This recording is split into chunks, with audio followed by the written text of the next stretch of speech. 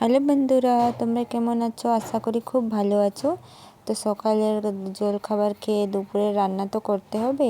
তো এইটাই ভাবছিলাম, তখন আমার হাজব্যান্ড বললো চলো তাহলে বাজারে গিয়ে দেখি কিছু শাক সবজি পাওয়া যায় কি না, কেন অনেক বেলা হয়ে গেছিলো। তো মেয়েটাকে স্কুল দিয়ে এসে সেই 12টা তখন বাজে, আমরা তাড়াহুড়ো করে বাজারে এসেছি। তো এই দেখো, এই শাকটা আমাদের ওখানে গ্রামে ক্ষেতের মধ্যে পাওয়া যায়, এখানে বিক্রি হচ্ছে।